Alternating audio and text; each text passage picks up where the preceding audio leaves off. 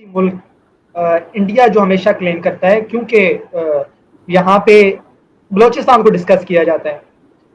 شہید بھائی سے کوشچن یہ ہے کہ کیا ہمیں پاکستان کو یہ خود نہیں دیکھنا چاہیے کہ ہم ان لوگوں کو حقوق اس طرح نہیں دے پا رہے، چاہے وہ وزیرستان کے ہوں؟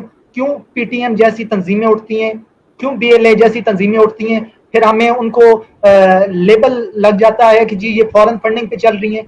کیا ان کے جو مطالبات ہوتے ہیں وہ کسی طرح کے بھی جائز نہیں ہوتے؟ کیوں وہ اس مقام اس نہج پہ پہنچ جاتے ہیں کہ جی ہم آخر پہ ان کو ٹریٹر کہہ دیا جاتا ہے؟ دیکھیں، سب سے پہلے تو میں بات کرنا چاہوں گا پشتون تحفظ موومنٹ پر، پی ٹی ایم پر.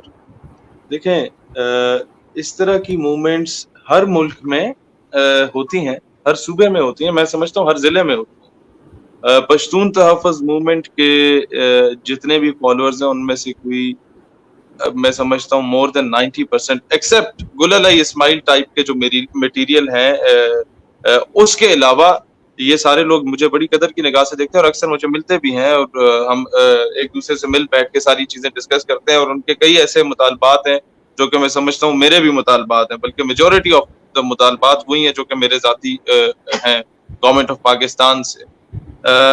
دوسری بات یہ ہے کہ P T M has nothing to do with a separatist movement.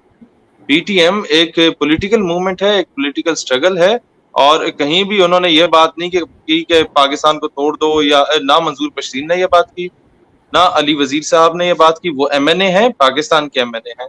نہ ہی محسن داوڑ صاحب نے یہ بات کی، وہ بھی ایم این اے ہیں. یہ علی وزیر کو تو اکثر مجھ سے اختلاف رہتا ہے، محسن داوڑ کو بھی کبھی کبھار میں نے یہ بھی دیکھا کہ ان کے پیجز پہ میری ویڈیوز بھی لگی ہوتی ہیں.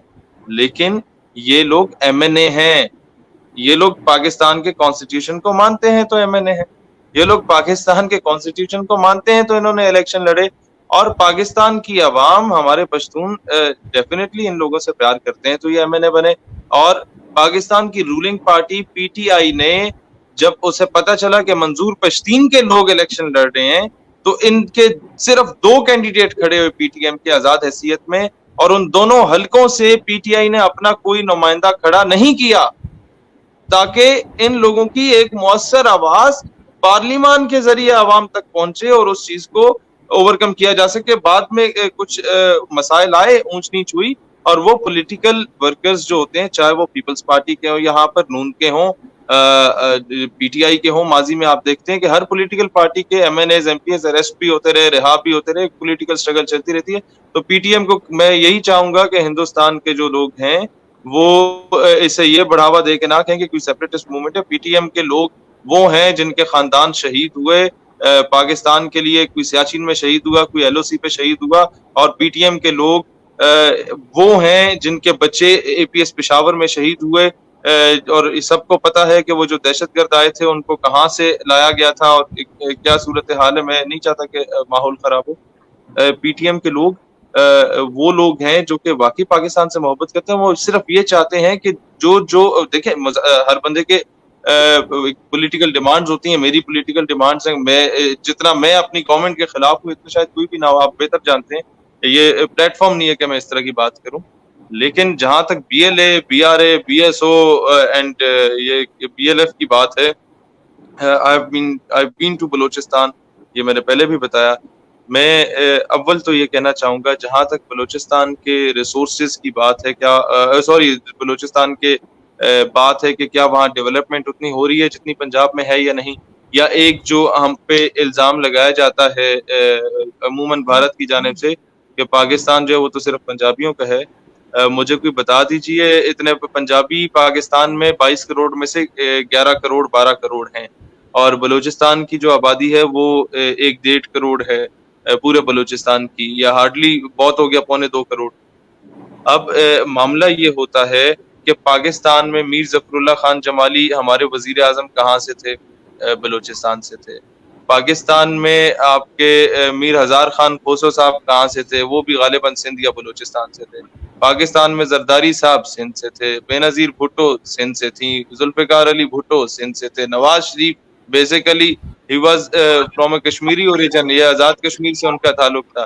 پھر آپ ماضی میں چلے جائیں، مشرف صاحب مہاجر سے، ان کی فیملی مائگریٹ کر کے آئی، کراچی سے اوریجن تھا. اس کے علاوہ آپ چلے جائیں پاکستان کی سمرو صاحب ہمارے وزیر اعظم رہے وہ سندھ سے تھے. اس کے علاوہ عمران خان کی مثال لے لیں وہ کے پی کے سے ہے. تو پنجابی تو کبھی اقتدار میں اس طرح سے آئے ہی نہیں ہے ایک دو مرتبہ کے علاوہ. تو لہٰذا ایک تو یہ چیز ذہن سے نکالنی چاہیے کہ یہ کوئی پنجابی سندھی بلوچی کا معاملہ وہ معاملہ نہیں ہے. نمبر 2 یہ ہے ڈیولپمنٹ کے حوالے سے اگر دیکھا جائے تو ہم لوگ یہ سارے جانتے ہیں کہ بر صغیر کے جو ممالک ہیں یہ جو خطہ ہے یہاں پر فائنینشیل کرائسس ہیں.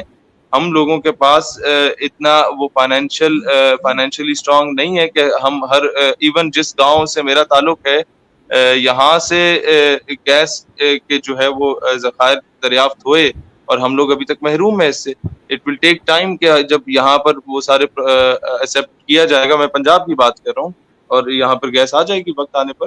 مسئلہ یہ ہے کہ پاکستان میں تھوڑا سا ایلیبوریٹ کرنا چاہتا ہوں. آپ کا جو ہے نا راول پنڈی وہاں پر 100 میٹر کی رینج میں 10-12 ہزار بندے رہتے ہیں. ایک ایک گھر کے اندر 12 بندے رہتے ہیں اور ایک گھر کے اوپر 15 گھر کی عمارتیں بنی ہوئی ہیں. تو وہاں پر گیس آرام سے پہنچ جاتی ہے. اب بلوچستان میں ایک گھر ہے اس سے 15 میل دور دوسرا گھر ہے تو وہ جو گیس پہنچانی ہوتی ہے اس کے لیے آپ کو کروڑوں اربوں روپے کی لاگت لگانی پڑتی ہے. یا وہاں پر اگر آپ وہ پہنچانا چاہیں اسی طریقے سے پنجاب انٹیریئر جو ہے وہاں پہ بھی روڈیں نہیں بنی, ڈیولپمنٹ نہیں ہوئی. کئی اس طرح کے معاملات ہیں. جہاں تک بات ہے چند 2-3 ایسے لوگوں کی جو کہ بک گئے تھے, ضمیر فروش تھے, بعد میں شراب نوشی پہ پڑے گئے یا بعد میں وہ لوگ جو ہے وہ غلط ایکٹیویٹیز میں پڑھ کے ان کو بھڑکا دیا گیا, ایسے لوگوں کی بات ہے. تو میں مودی صاحب کو پہلے بھی ڈیرہ اسماعیل خان جلسے میں جہاں لاکھوں لوگوں کا اجتماع تھا, پشاور جلسے میں جہاں لاکھوں لوگوں کا اجتماع تھا, خیبر پختونخوا کی بات کروں, ڈیرہ بگٹی کے جلسے میں جہاں پر ہزاروں لوگ موجود تھے, میں نے ہندوستان کی جو ایلیٹ تھے, ہندوستان کے جو اسٹیک ہولڈرز تھے, ان کو میں نے دعوت دی تھی کہ آپ تشریف لائیں, آپ بلوچستان میں مجھے کوئی ایک گھر دکھا دیجیے گا جہاں پہ پاکستانی پرچم نہ لگا ہو, مجھے کوئی ایک فرد دکھا دیجیے گا جس کے سینے پہ پاکستانی پرچم وہاں نہ لگا ہو. لوگ وہاں پر پاکستان سے محبت نہیں عشق کرتے ہیں. بلوچستان پاکستان کا حصہ بنا تو خان آف کلات کے پوتے سے مین اسٹریم چینل پہ پوچھا گیا, جو کہ تھوڑا سا ناراض ہو گئے تھے, پی ایل اے کی سائٹ پہ جانے کا سوچ رہے تھے. تو انہوں نے یہ کہا کہ ان سے پوچھا ایک اینکر نے کہ آپ کیوں بلوچستان کے پاس تو اختیار تھا, وہ انڈیا کے ساتھ مل جاتا, آزاد ریاست ملتا. کہتا میں نے اپنے دادا سے یہی سوال پوچھا لیکن خواب میں اسے نبی پاک علیہ السلام کی زیارت نصیب ہوئی. And he said کہ there is a country which is being made on the name of Islam and you are trying to betray it. وہ کہتا مجھے لازم تھا مجھ پہ کہ میں پاکستان کی حمایت کرتا. تو یہ جو الحاق ہوا ان لوگوں کا ہمارے ساتھ, یہ ایک روحانی تعلق ہے اور یہ تعلق میں سمجھتا ہوں جسمانی تعلق سے بھی بڑھ کے ہوتا ہے. اور بلوچستان کے لوگ, میں ایک اور بات بتاؤں, جب لاسٹ بات میں بتانا چاہ رہا ہوں, انڈیا نے جب تھوڑا سا اس کے بارے میں بات کی تو شاہزین بگٹی ایک ایم این اے ہے بلوچستان کا, نواب اکبر بگٹی جس کے دادا ہیں, نواب اکبر بگٹی کا پوتا یہ بات مین سٹریم پہ آ کے کہتا ہے کہ ہم افواج پاکستان کو بھارت کے خلاف 50,000 رضاکار دینے کو تیار ہیں. پیچھے میں سمجھتا ہوں وہ میجر گورو کی بات ہی ختم ہو جاتی بگٹیوں سے تعلق ہے یا مریوں سے تعلق. جی نہیں, بیسیکلی بات آپ کی بالکل ٹھیک ہے. ایک آپ نے پوائنٹ بھی آپ نے ریز کیا کہ محرومیت جو ہے, مطلب ابھی آپ نے کہا کہ ہم لوگ جو ہیں وہاں پہ اپنے گھروں کی فاصلوں کی بات کی اور بیسک نیسیسٹیز کی بات کی ہے. اب آپ پنجاب میں تو ہم, اب ایک پوائنٹ تو یہ بھی بنتا ہے نا کہ بھئی پنجاب میں آپ ہم تمام چیزیں پہنچا رہے ہیں, تو بلوچستان میں اگر یہ ممکن تو ہے نا, یعنی بے شک مشکل ہے لیکن 100% ہے اور یہ ہونا چاہیے. میں تو گورنمنٹ کو بار بار کہتا ہوں کہ سب کو ایکولی, یہ تو پھر محرومیت ہو جائے گی. اور کیا محرومیت جو ہے وہ ایک اینٹائی نیچر کو جنم نہیں دیتی, کیونکہ سیدھی سی بات ہے, اگر آپ کے گھر پانی گیس بجلی نہیں آئے گا تو چاہے آپ پنجابی ہیں, سندھی ہیں یا بلوچی ہیں, آپ کو غصہ آئے گا. اور آپ کو پتا ہے کہ چاہے آپ, بے شک آپ ایک بہت کم, ہمیں پتا ہے کہ بلوچستان ہمارا سب سے بڑا پروونس ہے اور وہاں پہ عوام بہت کم ہے, تو یقیناً فاصلہ بھی بہت زیادہ ہے, سب کچھ کور کرنا ہی مشکل ہے. لیکن ایک محرومیت کا جو ایک وہ عنصر پیدا ہوتا ہے وہ الٹیمیٹلی اینٹائی پاکستان تو کر دیتا ہے نا اس چیز کو. تو پھر آپ ہمیں کیا یہ چیز دیکھنی نہیں چاہیے کہ ایکولی سب کو لے کے چلنا ہے, چاہے وہاں مشکل ہے آسان ہے, ہمیں پرائیورٹائز کرنا چاہیے نا اس چیز کو. پھر ہم اس کو چھوڑ کیوں دیتے ہیں؟ یہ تو پھر جی بہن, یہ بات آپ کی 100% درست ہے اور یہ معاملہ صرف بلوچستان کا نہیں ہے. آپ انٹیریئر سندھ میں جائیں وہاں بھی اس طرح کے مسائل ہوں گے, تھرپارکر کے علاقے ہیں وہاں ایسے مسائل ہیں. آپ کے پی کے میں کئی ایسے ایریاز آپ کو ملیں گے جہاں ایسے مثال ہیں. آپ میرے ساتھ ساؤتھ پنجاب جائیں، آپ بلوچستان کو بھول جائیں گے. وہاں پر اس طرح کے حالات ہیں. ہمیں اٹ ول ٹیک ٹائم کہ ہم لوگ خود کو بہتر کریں، لیکن جو تاثر یہ پایا جاتا ہے کہ ان حالات کو مد نظر رکھتے ہوئے شاید لوگ اس سے تنگ آ کے اینٹی اسٹیٹ چلے گئے، یہ بات بالکل نہیں ہے. آئی ووڈ لو غلط ہے. To invite my Indian friends to Balochistan کہ آپ تشریف لائیں، آپ دیکھیں کہ وہاں کے لوگ کتنے محب وطن ہیں. They are more patriotic than me as well.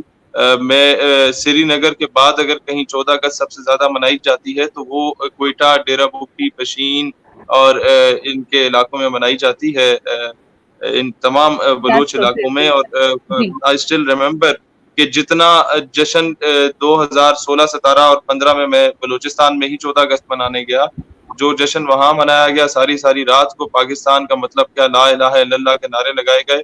وہ نعرے میں نے اس گرج چمک کے ساتھ شاید اسلام آباد میں بھی نہ سنے ہو جہاں پر آپ کے وزیر اعظم یا آرمی چیف موجود ہوتے ہیں. بلوچستان کے لوگ جانتے ہیں قربانی کس طرح دی جاتی ہے، وہ جانتے ہیں اپنے ملک کا دفاع کیسے کیا جاتا ہے.